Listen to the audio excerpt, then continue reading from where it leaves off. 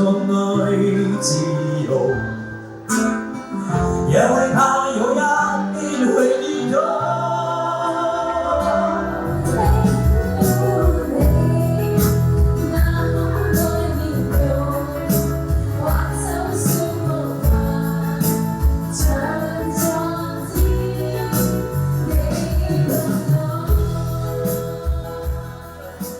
Venus and I came to experience Xinjiang's nightlife this time. This is a music cafe. The owner is Xiabu, a Uyghur singer and songwriter. He went to Beijing to develop his career in early years. Recently, he made the decision to return to Yining and fulfill his dream of opening this live music venue. I grew up in Ely. I attended primary school, high school here, and I went for college in Urumqi.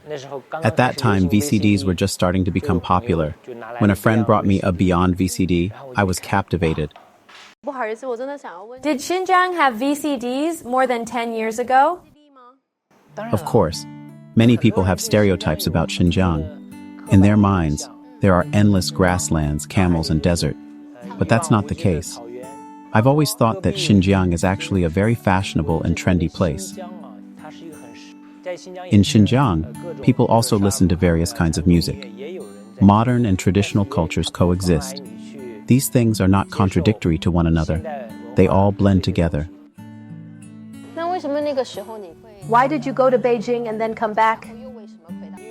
Beijing is a cultural center in China, with many talents and opportunities. To live in Beijing has been a dream of mine since I was a kid. I was fortunate to learn from many performers and musicians in Beijing, which allowed me to make significant progress in music. Xiabu is an all-around musician who writes lyrics, composes music, and arranges songs, as well as singing and playing musical instruments very well. In 2016, he was invited to Macau to play guitar alongside one of China's greatest singers, Han Hong. He has served as a music producer for I Am a Legend and Dragon TV's So You Think You Can Dance, and has also produced his own works as an independent musician.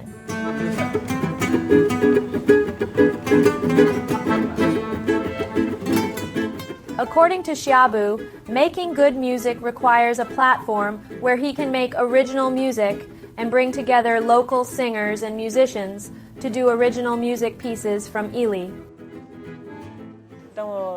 I came back to Ely last year. There are many modern and interesting young people in this city. The development here makes people feel more comfortable. Moreover, it will not be overly commercial or fast-paced like Beijing. Mr. Sa is an ethnic musician who likes to incorporate modern pop music with ethnic elements. I am Kazakh. It's perfect when they are combined in a rock band. There are modern, classical, and ethnic elements. I hope to create a music platform which eventually makes Ely become a musical and cultural hub of Xinjiang in the future.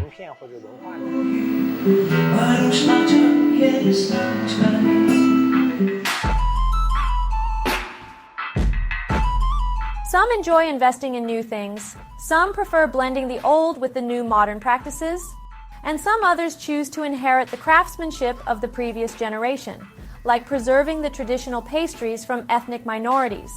While discovering business opportunities, they can continue to pass on their own culture.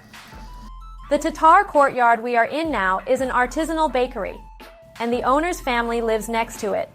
The Napoleon cake here is so popular that it is made in the morning and sold out by the afternoon. Here is the owner. Let's see how to make Napoleon cake.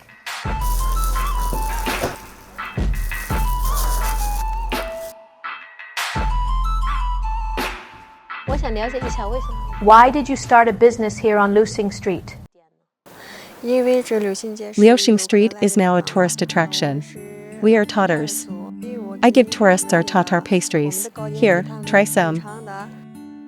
We Tatars love eating pastries and are very good at making them. My mother-in-law's mother-in-law is also very good at making pastries. My mother-in-law's mother-in-law taught her how to make pastries, and then she taught me. We are the third-generation inheritors. In the past, when I got married and came here, Liuxing Street was not like this. It was a place without tourists. It's only been 5 years, and things have changed a lot. It's getting prettier and cleaner. Will you teach your craft to the next generation? Of course. Teach them how to make pastries? Since I am the third-generation inheritor, I don't want Tatar cakes to disappear in the future. Therefore, I am committed to passing down the craft to future generations. When tourists come to us, they will ask why our clothes are different from other people's, why the method of making pastries is different, and why the taste is also different. I tell them that the clothes we Tatar people wear are all handmade, and the colors are different from theirs. The ingredients added to the pastries and how we make them are also different. I will explain it clearly to them.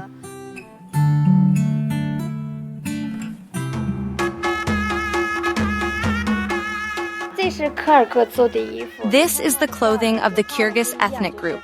Look at the patterns. They are unique. The clothing of each ethnic group is different with its own characteristics.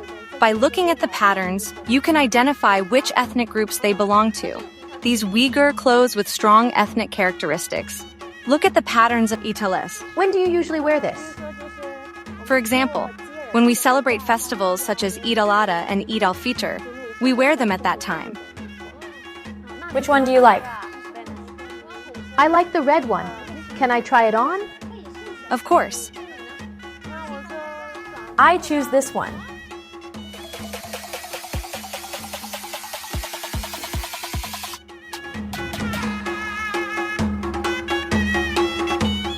We all wish to do what we like to do and are good at doing, as well as striving to find room for future development.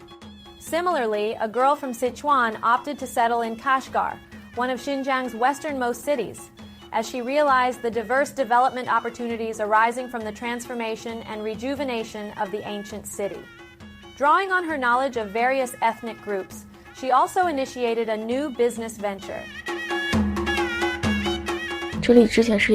This place used to be a large theater where ethnic minorities sang, danced, and ate. As we were operating our travel photography business in the ancient city, we incorporated many Uyghur elements. It was essential for us to blend the local architecture and the characteristics of the Uyghur people to create unique scenography and great backdrops for photo shooting. This travel photography shop was established by Liuxing and her husband Song Hanyu from Sichuan. Remarkably, the shop managed to recoup its initial investment within just 6 months. Liuxing attributes the success of her business to the inclusive environment that has been fostered in Xinjiang.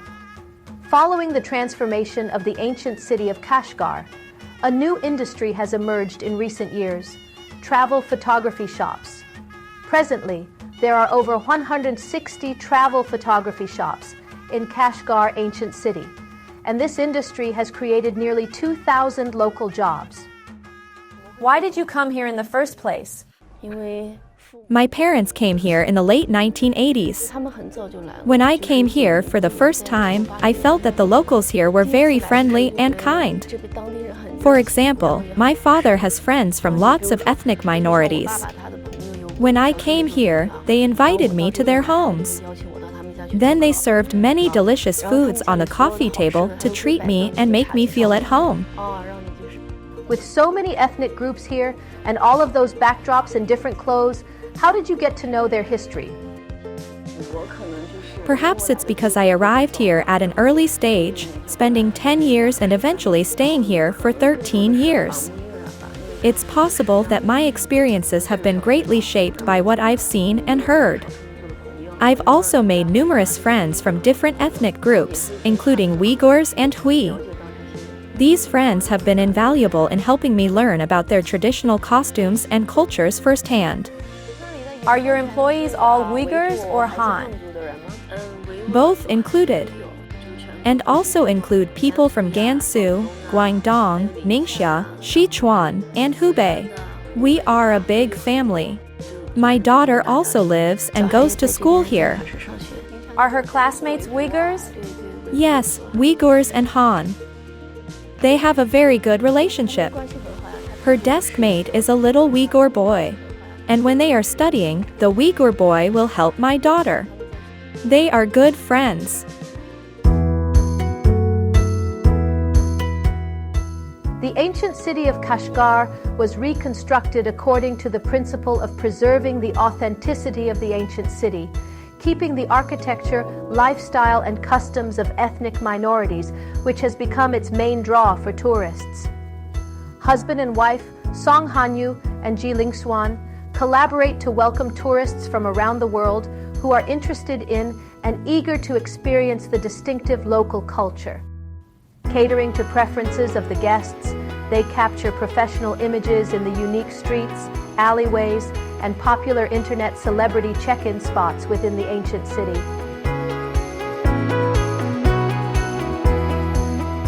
I truly experience the vitality brought about by urban renewal. Whether it's the people living in Xinjiang or those who have searched the opportunities in other cities, there's a motivation to stay or return and pursue their desired careers and lifestyles. Yes, they go to other cities to absorb experience, to broaden the horizon, then they bring back what they've seen and learned. These new ideas get integrated with the local cultures, creating a more fruitful life and a more promising future.